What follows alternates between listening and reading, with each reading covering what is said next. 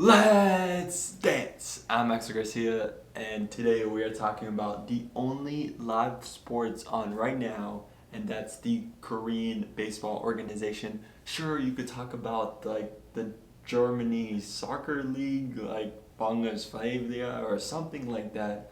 There's some other European soccer going on, and that's gonna come up within this next June month. I think a lot of sports in the next month and a half are starting to rise up from the grave again. But KBO has been alive since early May. It's now being broadcast 6 games a week on ESPN, and I'm trying to tune in to all of them since it's summer right now. There's not much of any other sports right now, and the KBO, it's interesting. It's super hard to learn the players because for one thing, they pronounce their last name first and then their first name second. So that's a complication because when you're searching up different stats on players or when people are saying it's kind of just like conflicting things, and like on Twitter or social media, it's conflicting things. And just overall, like when you're watching the game on ESPN, the back of their jerseys are in Korean, so you're like, I don't really know the name of this player, and it's super easy for you to remember the American players like Roberto Ramos or Preston Tucker or Jose Miguel Fernandez or Mel Rojas or Dan Straley. We'll talk about all those players in a second, but it's super easy to recognize and just remember those players. So it's kind of an adjustment of culture. You do have this influx of Korean songs for these ESPN commentators, which are pretty cool. But talking about the actual game, I can't really tell the difference between watching the KBO and MLB. I mean, I'm a super casual baseball fan. Like for me, it's like my third favorite sport. Like I much rather watch the NBA and the NFL.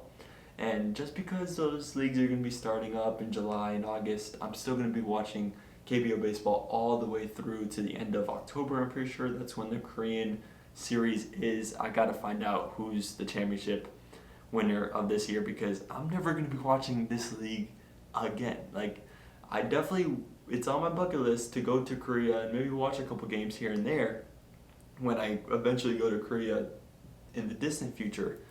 But I'm definitely not going to be watching Korean baseball in 2021, 2022. This is the only season that I'm going to give it a chance, and I'm giving it everything I got. So, what have we learned so far? And right now, the bullpens for the KBO league just aren't the same. Pitching, the fastballs really only reach a maximum of 93 miles per hour. Doesn't mean it's bad at all because hitters are definitely taking advantage, especially foreign players or kind of American, but not all of these not all of these humans originate from the United States. Anyways, foreign batters are dominating. Talk about Roberto Bob Ramos with 10 home runs, hitting a 3.75 earned run average. Then we have Preston Tucker, which I've seen in a couple of ESPN games just go 4 for 4. He's dominating also, 6 home runs, a 326 batting average. Then we have Jose Miguel Fernandez almost hitting the ball every single time he gets up to bat. A percentage of 468, was at 500 for a couple weeks, 4 home runs for him. And then we have Mel Rojas for the KT Wiz, 6 home runs and a batting average of 409, not shabby himself. So there we got some foreign batters dominating. Let's see if one of those 4 can maybe hit the MVP level. And talking about who I'm personally going for and who I'm rooting to win the World Series, and I'm going to give you 3 teams. So first up is the Lotte Giants, and I can easily recognize 3 players on that team now. Daeho Lee, Dan Straley, and Adrian Sampson. We got 2 American pitchers that are pretty good, and overall the Lotte Giants are kind of falling into a lump right now, not doing the best because of their hitting. They're not getting that much runs. The pitching is pretty good, but they need to hit more runs, and Daeho Lee will definitely help with that. He is 37 years old, leading the team in batting average, like 325. He's doing great. And then we have Dan Straley, who has his own podcast called like the Journeyman podcast with Dan Straley. And I gotta say, it's some good insight onto Dan Straley's life, on how he traveled from the minor leagues to the MLB and to now the KBO league, which is crazy because the minor leagues and MLB are kind of weird because you're about to reach this big fame with all this money and attention, but right now you're just currently in this spot in this small town just playing baseball with no one really watching you, and then all of a sudden you could get called up at any time. The minor league and MLB is super weird. The NBA or the NFL doesn't have that at all. Dan Straley, he's doing all right. He doesn't have a positive winning record right now. His ERAs are covering around 5, but I'm pretty sure he's going to get it together. I am rooting for Dan Straley. I like his story. And then we have Adrian Sampson, who his father died when the KBO league was just starting. He actually wasn't able to pitch for the first few weeks of the KBO season because he had to be quarantined because he just came from the United States. He actually was practicing pitching at his little apartment or home in the Korean league. And I gotta say, he just had an interview with ESPN today, and both those personalities, Dan Straley and Adrian Sampson, I personally like. I would love to see them mic'd up, but I know that's not really possible unless ESPN actually flew their commentators over there and they could actually have real life contact with the players. Maybe? I mean, I would love to see those two players get mic'd up and just all the foreign players get mic'd up. That'd be super cool because you could have even more connection to what's happening.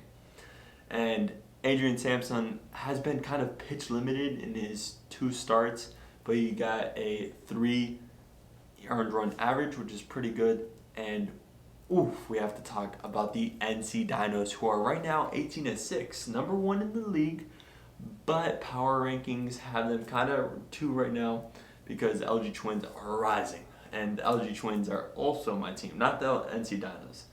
And the LG Twins are my team because of my guy, Roberto Bob Ramos, with 10 home runs in 24, 25 games. This guy is just hitting it out of the park. I like their jerseys, the LG Twins, the Low T Giants, and my third team, the Kia Tigers. They all have some red in them, so I guess I'm attracted to red. None of the teams play in a dome stadium. Only the Kiwoom Heroes do that. But the Kia Tigers have Preston Tucker, and he just balls out every time I watch him. So, one of those 3 teams I really hope win the Korean series. I think the LG Twins have a really good chance, but we'll see. And talking about those NC Dinos again, they're 18-6, but they're on a slump right now. They're coming back down to earth because they were breaking records for their winning percentage through 20 games or something like that. They were elite level good. Now they're starting to fall back into the pack, and they have lost 3 out of their last 4 games. And what's interesting about the NC Dinos, they don't have this superstar foreign player, but they have this pitcher, Chang-mo, who right now has an ERA of 0.51. What? 0.51 ERA?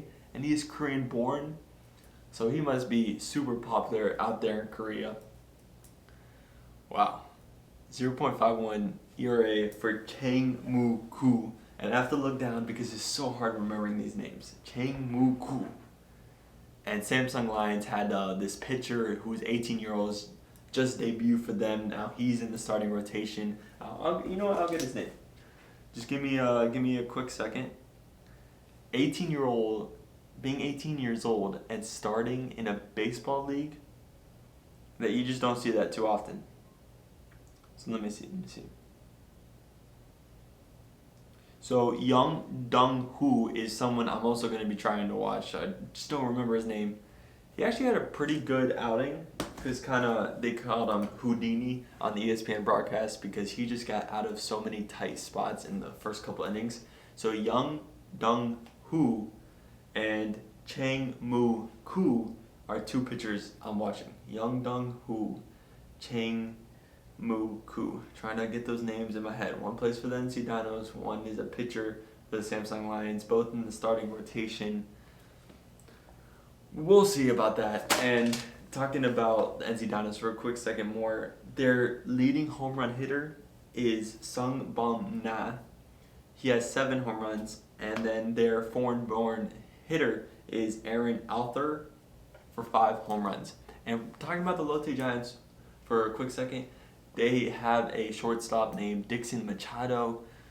He's just not doing too well. He's hitting like around 200, which is not that great, especially if you're a foreign hitter. The pressure is on. And the Kiwoom Heroes just released like a foreign player.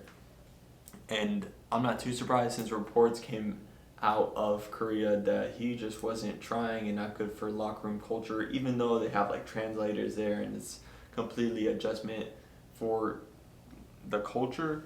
The Kiwoom Heroes just released a guy, I think his name was like Tyler something, but it doesn't matter, it's irrelevant now since he's no longer in the KBO.